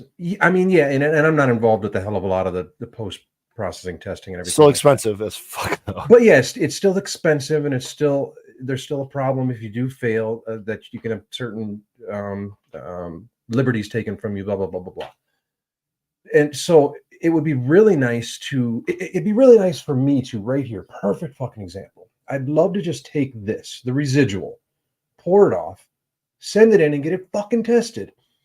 I want to take one hit off of a banger, a dab, pour it into a thing, and prove that me taking one hit is just as effective as I've said it before. This ain't crack. We don't need to hit it 17 fucking times in order to get what we need to get out of it. All right. So I'd love to be able to test personally outside of the commercial market things that we're talking about right here. So we used to be able to do that here in Michigan, and I think we still kind of. I'm not really even sure because the lab that I used for nearly a decade closed down. So I actually don't have that information right now. I've used Ambolytic Analytics, I think it's called, up here in Traverse City, and we did when I washed the greenhouse for a couple guys, I told them, I'm like, the only way I'm going to wash it is if we get it tested, so I can, show to my clients that it's good. And we tested it. It was $695 and 7 grams. Damn. 7 grams for full panel test. So that's even more expensive than PSI. I think they were, well, actually for the extraction, it was $550 and 7 grams, I think, last I saw.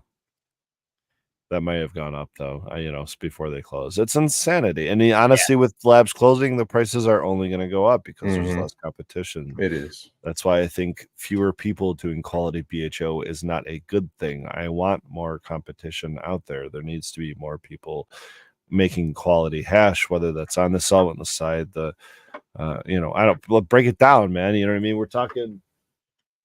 I feel like I bring this up every show now, but Temple Ball, real hashish, right? To solventless, to rosin, to BHO, to not the D word, the dirty disty. I don't think we should be really going down that road, but there is a reason or a spot for everything. And if we're talking that D word, it is edibles, and I get it. You know what I mean? It's not. There's a lot missing from it, but let's be honest, there's a lot of poorly grown material out there that only has one purpose, and that is distillate. Yeah. I completely forgot about what I was just going to say there. I had a great addition to the conversation, and I blanked it out. Save the mids for the disty. It'll come back in about 45 more seconds. Yeah.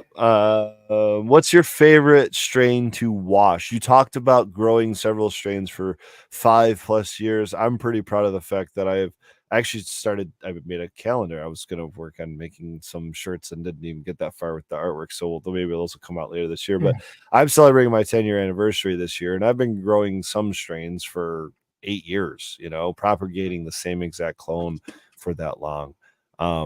I think it's pretty impressive when people can do that.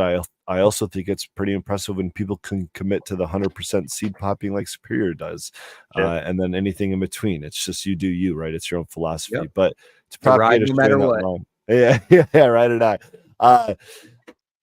What's your favorite strains to wash and why? Mine that I've found so far over the years would be the Bubblegum Breath, because I pheno hunted that from seed, of course. It does well. Then we have the Death Star, which everybody loves from us. It's like straight gas, and that one does really well. So it's really funny you said that too, because I had never smoked it when I lived downstate. But when I moved up here, the first bag I got that was sold to me was Death Star. They're like, dude, how it's long a ago was staple in the that? greenhouse. 7 years ago. Yeah, we've got Blue Dream still.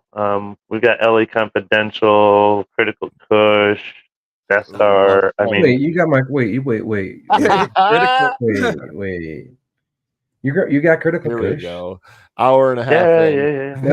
I know. Wait. Where did you get your Critical Kush from? Where did I get that one from? It was from a grower. Some dude out in Colorado. Or... No, it was a friend here.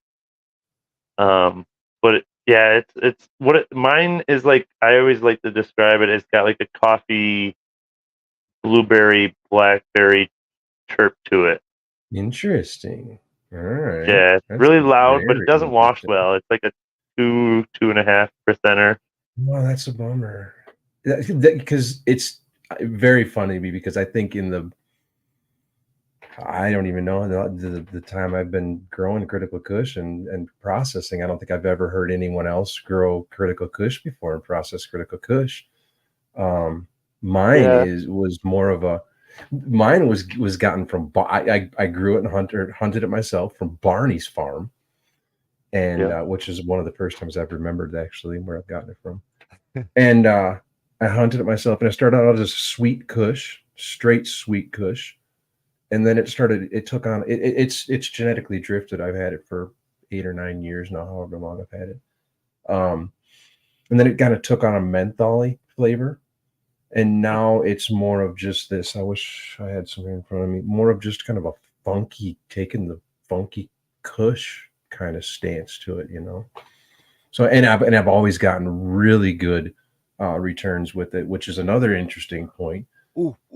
Fresh frozen Critical Kush, the one that I grow, sucks washing it fresh frozen. That's but half dry is amazing. See, and that's what I'm thinking, because the last time I washed it was when I was doing the dry days. So I've been itching to make that connection for like 3 minutes, guys. But so many people don't understand that. There's certain strains like Mac. If you do a dry on it, it will wash a little better. No, see, I do, and I'm a very big proponent of the half dry. As a matter of fact, in the facility that I'm working up in Parachute, the only reason they're growing a pheno hunted version of the Critical Kush, that it is because I got them to wash it after half drying it. In a commercial setting, it's a fucking nightmare to harvest, dry, buck at the right time, then go to freeze. It's a nightmare, but it's almost necessary for certain cultivars. And I think, and we are coming to the conclusion that we're potentially throwing cultivars out that could be half dry washers. And we're proving over and over and over and over again with our testing that it's not losing the terpenes that everybody thinks it and maybe says it is. No, we're the only thing that the 6-7 day or whatever, I've gone up to 12 days before. Actually, I've washed one. My friends came back to me. He's like, I've got this couple ounces of this stuff. You want to wash it? It's about a month old or so, but I've sealed it in a jar and stuff. I'm like, fuck it, let's wash it. And dude, the plant already didn't have much terps to begin with, which was the plant. I got rid of that plant. It was 6% washer though. Like it was the Gorilla Glue and 9-pound hammer cross. It was Slammer from Prison City Genetics. I got it at High Times here in 2016, I think. I grew a lot of cross. And it dumped hash, but it just didn't have that punch in the face. So I got rid of it. And where was I going with this now? Shit. Your friend brought some dried over to wash. Oh yeah, the dried. Oh yeah, the month cured stuff, and it dumped, and it was some of the clearest pressing stuff I ever pressed to date before the Clear Tech came out. You know what I mean? What's Clear Tech? Clear Tech's just vacuum sealing it, so basically you're just getting all the air out between the heads of the hash. So there's no micro bubbles coming out. Some people pissed off at you. I think there's gonna be some people coming after you now. Wait, you don't. Yeah, no, you don't have to vacuum seal it. No, because like I said, vacuum seal what? Vacuum seal the rosin bag? Not me. The hash bag. It's technically, I guess I would say. Now here we are going through definitions. Any process of removing air prior to, and I'll even extracting air or separating the air out. Yeah, right. I don't know. I guess this one probably would be, I don't know, right? Receiving the air out. Because it's coming through the fucking rosin bags, right? Receiving it. It's a process of which can be done via vacuum sealing, but it's a process of removing the air prior to the oil coming out of becoming visible coming out of the press. The most prevalent way that people do that. There's multiple ways to do it. There's pre-pressing. You can do it on the press itself. There's all sorts. Air extraction, right? I would almost. It's funny because I would almost argue that it is extracting the air from the fucking hash. We're airbenders using effort or force. I know, right? Especially when. So I'm gonna go down another route there too with you on the extraction. Again, back to having rosin now. Cold cure, fresh press. So when I first started, it was fresh presser only, or Jam Tech, because what Diet Funk or Rosin Ryan was putting out a little bit of information on the Jam Tech at the time when I first started. So it was either that or fresh press, and I hate fresh press because you're like, oh shit, there goes a bunch of fucking shatter. Just there goes a gram. I just lost a gram on the fucking floor now, and it's carpet because I'm doing it in the fucking basement of my house and like a table. Rolling your Still trying to get it to roll. Yeah, around your just desk. I'm trying to heat it up a little bit or warm it up by like moving it around or whatever. But yeah, ultimately it's still like gets too cold. It's like snap, shatter fucking days. Like who the hell's idea was thinking that was like the fun thing to do? Like I want to shatter. For real, bro. Shatter don't But matter. Yeah, fresh exactly. Long fresh term. press is good. It's got its points. But ultimately cold cure's just been what's been wanted. I mean, I've always put out what What do the people you want. prefer? And What do you prefer? cold cure, I still don't like to deal with the fresh press, to be honest. And plus, it all turns to cold cure anyways. I've been That's replaying it in gonna my piss head. people off. I've been replaying it in my head since last week when it was last week I said when SB&B was here. I was gonna pull up. I was gonna try to find the clip of him. Yeah, when we were talking smack. about whether or not cold cure is degradation. So I argue this with a classmate that I had in my class all the time. It's He's a kind always of a like, hot it's topic. degradation, and you're messing it up.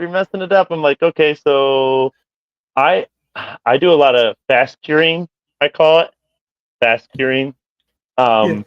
Basically, Speed it's just curing. it's speed curing. You're just getting it to nucleate faster. That's all you're doing. And now that low temp dropped this tech about this bath thing, and I'm like, I do the same shit in the oven for the last years. I don't know why we got to use water to maybe mess up our jars, but whatever. But I've always had the same thing is like if you press it at whatever temp it is, try to keep it at the temp and don't ever go over that temp. Because each terpene has its own boiling point, so you just gotta watch it.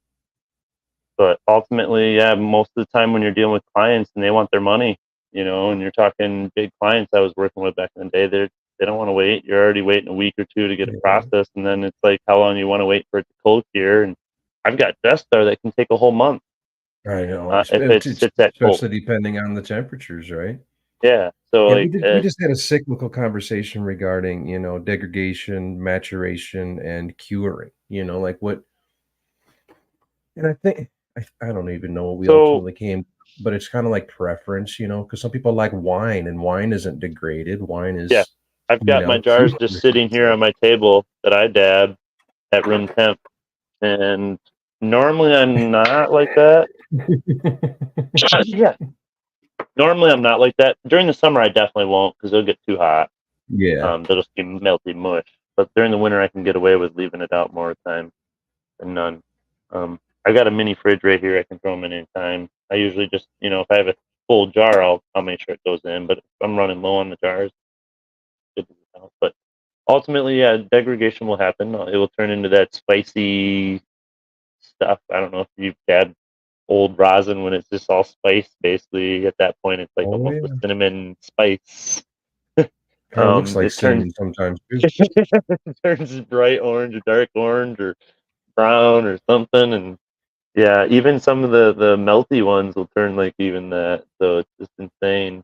Sometimes I actually tried bringing this up with SB&V, tried to get him to kind of admit it last week.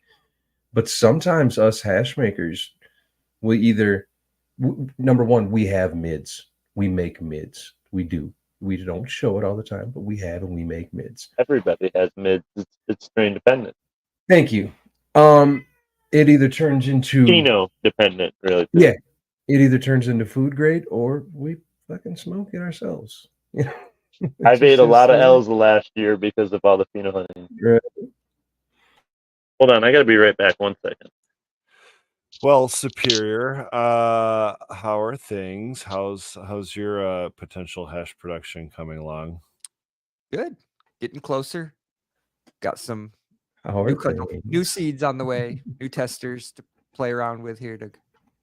Any kind of lineage you want to drop on us? Because I'm about to harvest this raspberry parfait finally, and I'm pretty excited about that one. I'm going to turn Alien probably Rift 95% cross. of. Ooh, really? Yeah. So Okay. it'll be a Okay, nice a little one. throwback. Yeah. Little of the old, little cross with little of the new. So it'll be a fun one to see. It was one of my favorite grows in the past couple of years. Some new genetics on the way here. Alien Rift cross. Bring the garden back up. Ooh. Unfortunately, my stream's down right now because my stream computer decided to I saw crap. that. Oh no, So- really? Yeah, These just woke are- up and it was done. These are fun new projects of ours here. We took strawberries and cream from exotic genetics and kept the male and bred it with everything that we have that washes so far, and some non-washers even. And these are actually males of the cross right here that we're probably going to back cross into some lines and mess around. Awesome. More for in-house right now. We might do some seed collab launches at some point. We're actually working on dropping our double butter back to Fresh Coast seeds to do a collab with them here soon. Cool.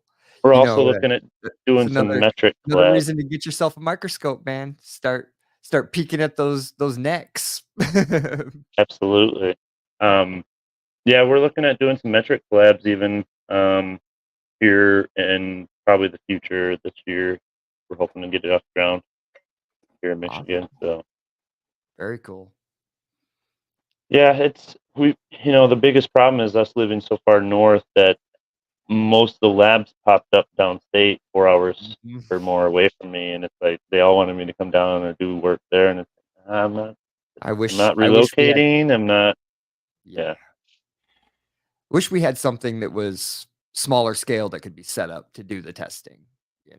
Right.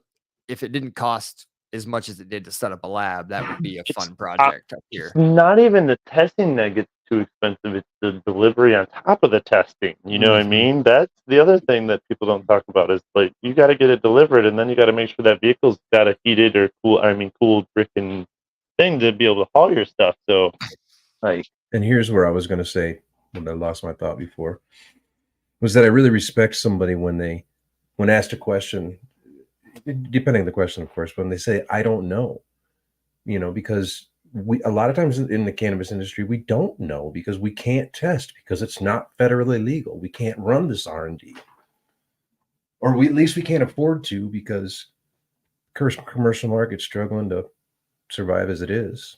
Well, yeah, and let alone as a home grower. Like if we have the freaking money to do that, I don't know who does. I mean, I did find that clip from SBNV if we want to watch it real quick. Yeah, him and I chat all the time here too. Hell yeah. Excellent. I lost the question.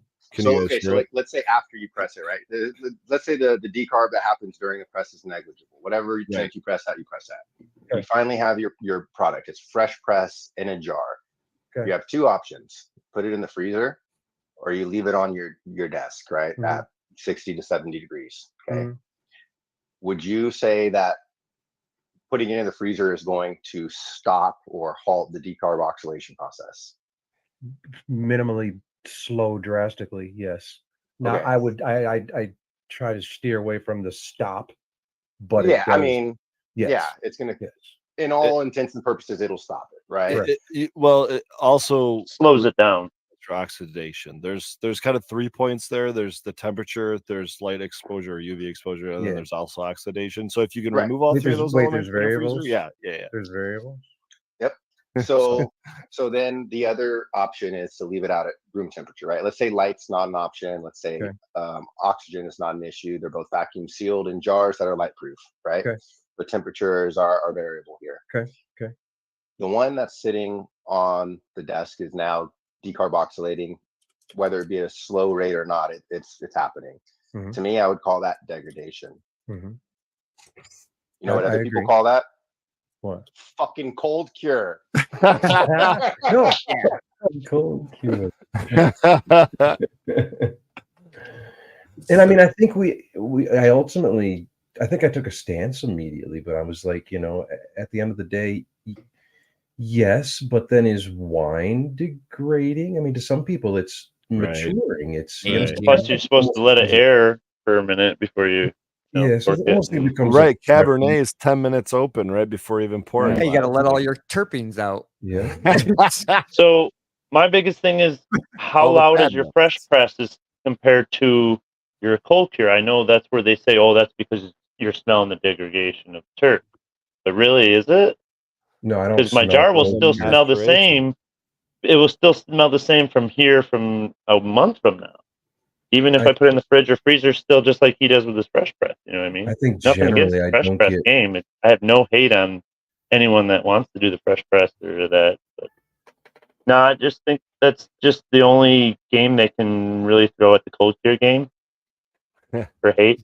That's fair, and I don't know if he was necessarily hating. I think we were more No, at that point. Yeah, and I know you talked to him and stuff, but I will say, from my experience on the processing side of a chemical extraction process, if I'm doing fresh frozen, which I typically am because I'm trying to capture the essence of the plant on the day of harvest, if I'm doing fresh frozen and that's taken long term and not stored properly, it will mature. It will degrade. It will oxidize, whatever it's doing. There's something there that changes it.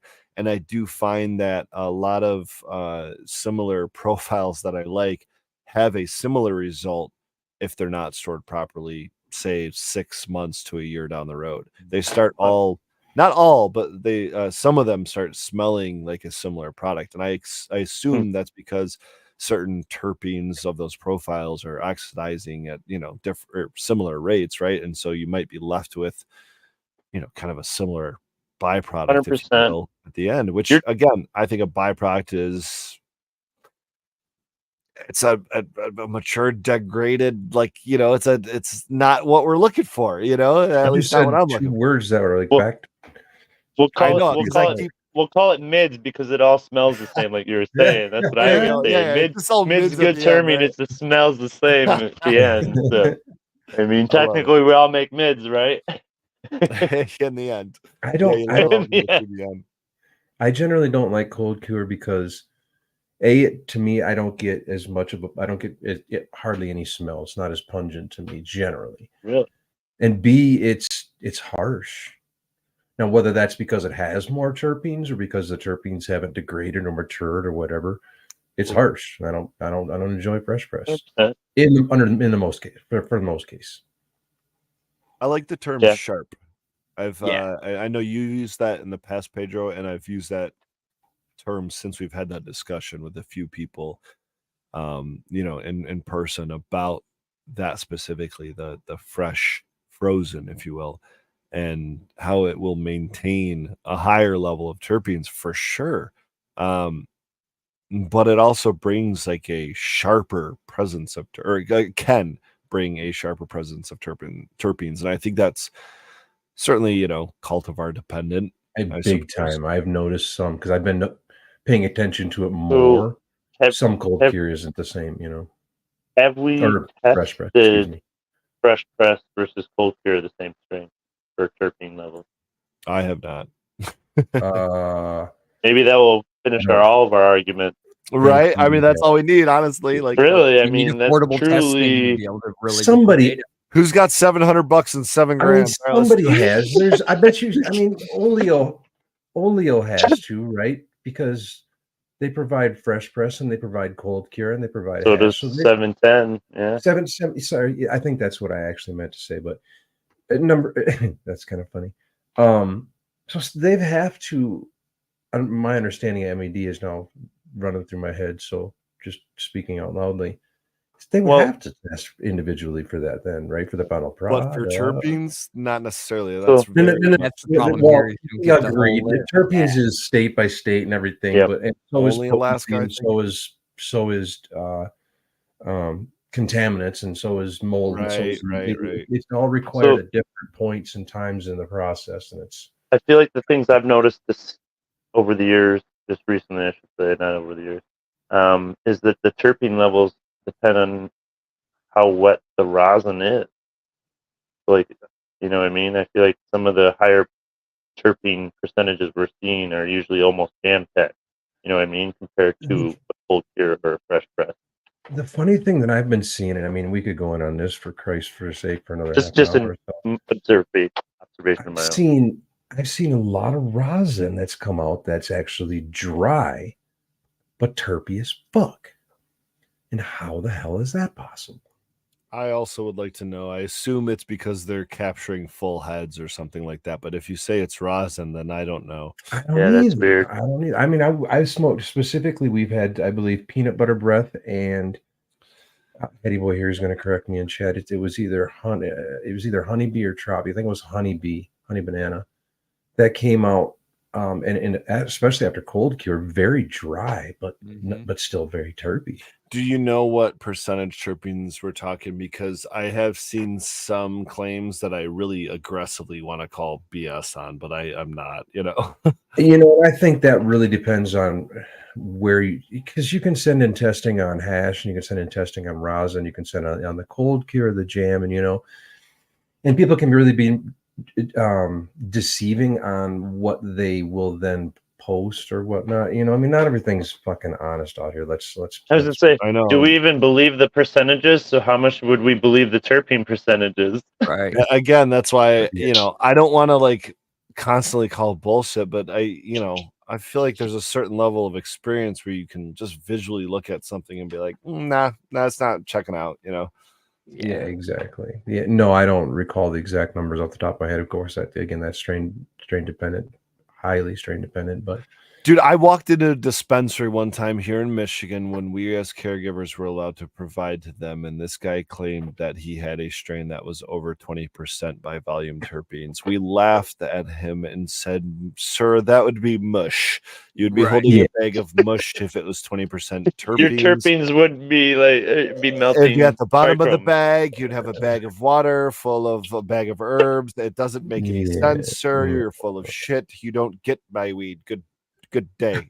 Yeah, that's somebody that doesn't comprehend Anything going on. basic science. I don't know. It's just like I mean, it was just one of those dick swinging contests. You get that a lot in this industry. It sucks, but It is unfortunate. The 40%ers now. hey, that's why lab tests are great. I still don't believe the 30%ers. California just went Right. down 7% because they just leveled the playing I field or saw some that shit. too. I saw you guys should pull up that, maybe Superior, if you can pull up that article. I don't know if you came across it, but It's like yeah, down to California 20 something standardized some percent. sort of testing, and it like brought down over the course of like 6 months or so, they brought down the THC average by like 7% or whatever. Yeah, there's no more 30%ers, I could tell you that. That's what I'm saying, dude. It's And that's what I was saying too, is you can test things along different points of the line, and there are ways where you can be deceptive by cutting different corners and whatnot in the industry, and it's unfortunate that companies do take advantage of it.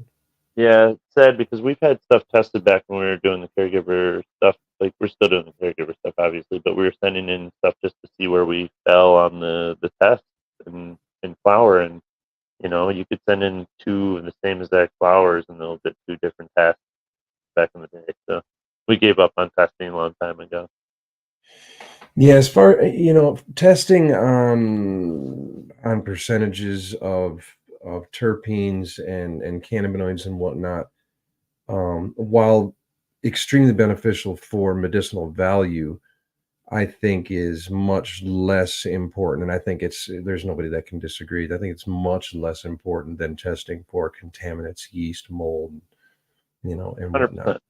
100%. Knowing but I do, on that same note, think that the THC, judging on the THC percentage, seems to be a big thing, and it's an uneducated stance, But I think there just needs to be so much more education on the cannabinoids and terpenes and their potential. We don't have to claim anything, but their potential benefits. I mean, there's historical fucking benefits, And that's what I always say. The entourage effect is more important than anything. And that's Absolutely. cumulative of everything, not just You the could have terpenes, not just the percentage.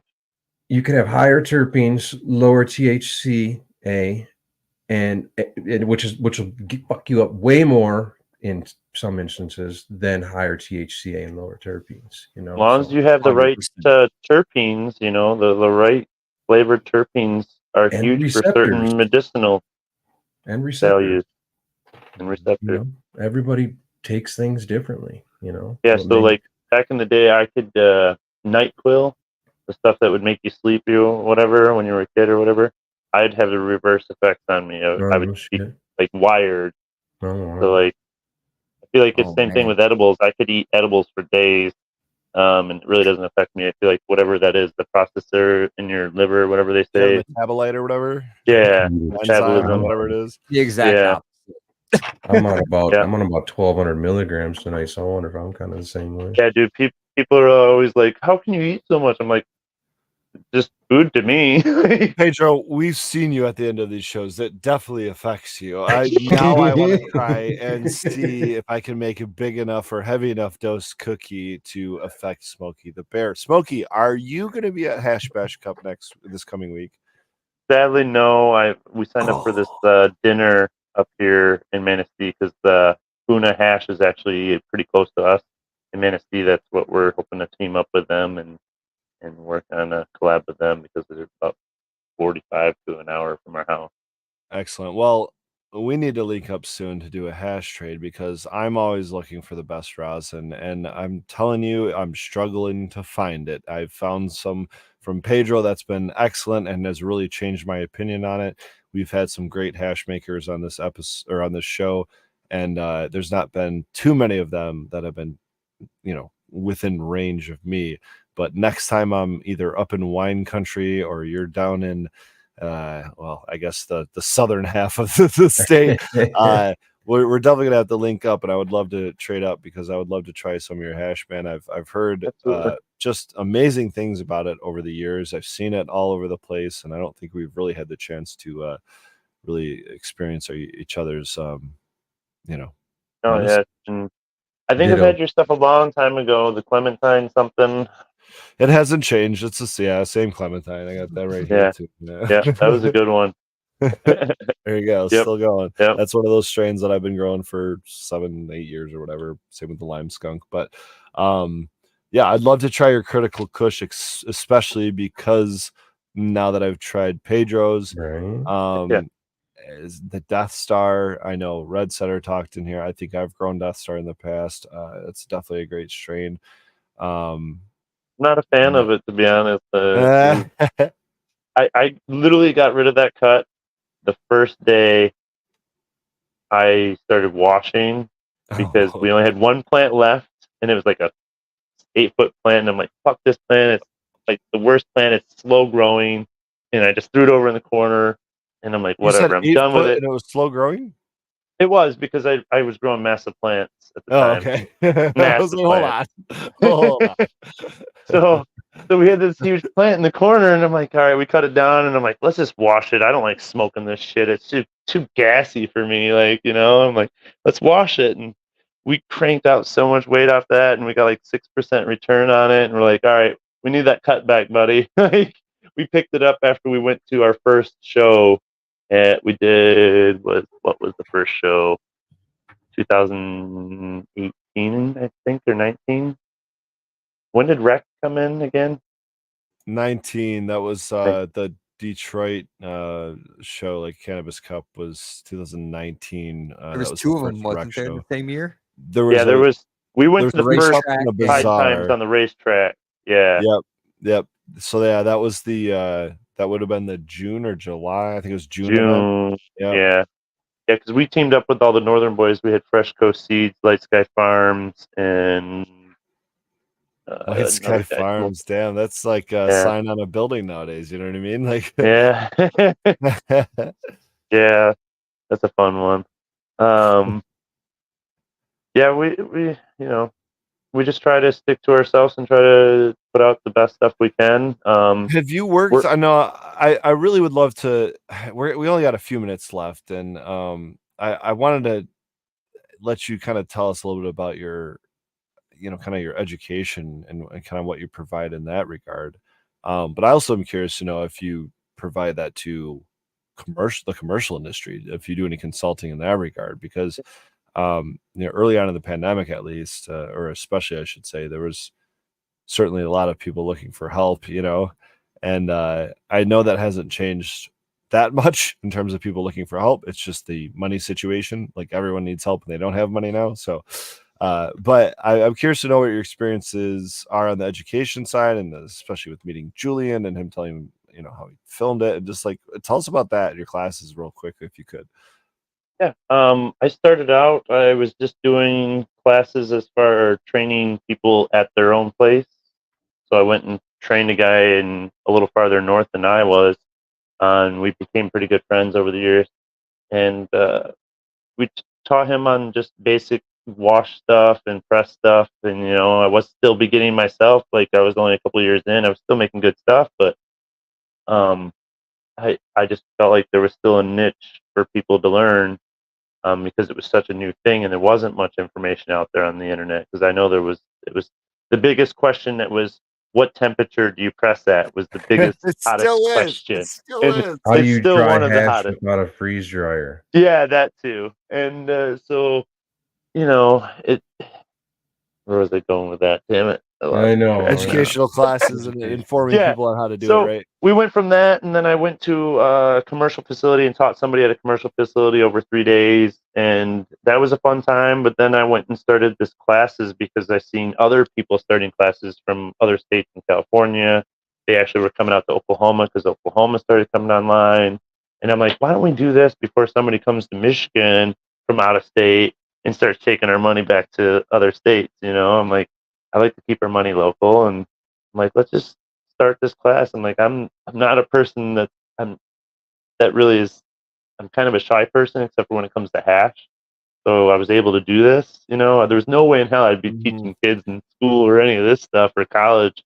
So like hash, I can talk about for a long time. So So, wait, are you saying you are an introvert or you're not? You're more I'm an extrovert? introvert. No, Okay, but you can talk about hash. I see what you're yeah, saying. yeah. I see what you're I saying. like to. Where I live, we have 20 acres. We live up on a road that's Yeah, almost like dude. a dead end, and Dirt I like road. my privacy, and Yep. and nothing against people and all that. It's just, I don't know. We've also got a farm with horses and stuff like that. That's something Oh, yeah. that I don't talk about a lot. So we don't have the time like everybody else has. We're usually having to get back here because we don't have somebody that takes care of all Mhm. of our animals. A farmhand, Um, bro. It's so hard to find a well, farmhand. yeah, the farther north you go, it's even worse because like no one wants to work up here. They're No one's doing worthless. it. Yeah. So it's like they want to do their own thing, which I don't blame them. I Yeah. would want to do Yeah. my own thing. That's why They're I'm up there doing my doing own the thing. same thing as you. Yeah. So They're like, trying to find help too. right. So yeah, it's fun to find a farmhand. So it's always, we've cut out the 2 day events more or less now, and now it's just 1 day events for us. And we haven't even done an event almost a year now because we went to a smaller scale because we lost one of our clients, or we stopped working together, and we actually started focusing more single source and working with some of our close friends, and that's about it Ooh. now. Ooh, I'll real quick. I gotta say, oh man, I got two things. We're running out of time here, but I know. we go for so long. Yeah, I already lost one of them. All right, real quickly, can you define single source now that you brought that up again? So that's a fun one because that's going to start a lot of arguments probably too. Exactly. Get into Uh, it. Define it like a so dictionary. We like to sensitive me, ones. single source is, you started it, you grown it, you processed it, you sell it, you packaged it, you did everything.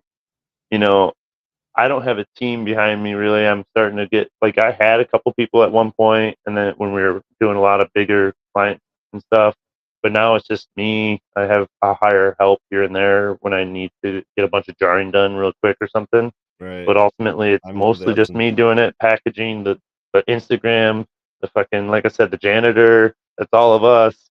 I don't have a team behind me doing all that stuff most of the time. My wife might help me sticker here and there. She helps me in the grow, plucking and transplanting, stuff like that. That's about it. Um, she just started buying seeds, so we started growing some of her seeds now. Nice.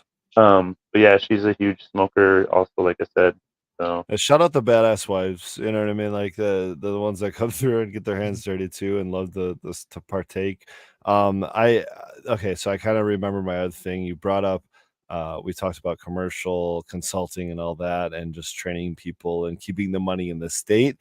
And that's what triggered the thought and the realization in my brain that all but one of the facilities I consulted for that were commercial facilities here in the state of Michigan had processors that they brought in from out of state. Almost all of them. So then they brought in someone from in the state to train them. It's like, what is happening here? That it's someone convinced them because they were in the industry for longer that they knew so better, like they've got. I've seen Nick T come out here quite a few times, which we talked quite a bit.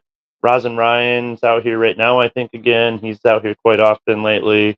And it's like I was out there last year. These guys are way bigger than I am for sure. I did a facility out there last year. Yeah. Yeah, I was gonna say you were just out here. Yeah. I remember that because we chatted. Always too far away from everything. I know, dude. I'm 2 hours too away from everybody, and I'm sure Superior could even say worse.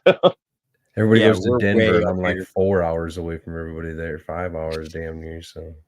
Oh yeah, you're way up in the mountains. When you said, told me where you were. Yeah, a little bit. We could talk. That's where I'd be if I lived in Colorado. I came close to moving out there a couple times. It's fun. Come on, 4-wheeling. Snowboarding is my big thing. Oh, you got plenty of that out here too. It sounds like there's two options to live in this country: Colorado or Michigan. If you like both the seasons, Well, cheers, guys. It's been a fantastic talk, Smokey. We really appreciate you joining us tonight. It was a pleasure. I'm kind of bummed we're not going to be able to connect at Hash Bash next week, but definitely if you guys are around, come swing by the booth. Make sure you do it Friday or early Saturday because it won't last long, but I appreciate the support. You guys got any shout outs or anything to plug before we take off? Smokey, take it. Where can we shout find out you? to my buddy JMP Glass Art, for I noticed. I've been seeing awesome rigs, and now I've got him into growing and making some phenomenal hash with his growing product. So he's actually found the Tropic Driver. He just hunted lemon cheese and a couple other new strains we have coming and stuff. So, and then, like I said, we just popped a bunch of new phenos from our own mixes. So we're excited to have a bunch of new stuff coming here shortly. They're actually going into flower right now, like day 2 right now. Oh yeah, that's awesome. Yeah, these are some males behind me. That's why they're in here.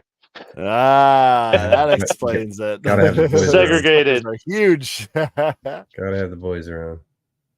So again, thank you very much. It was a pleasure, you guys having me, and that I appreciate it. And it's always fun shooting the shit with other people about hash. Hell yeah! Cheers, man. Thank you very much for being on, and have a good night. Cheers.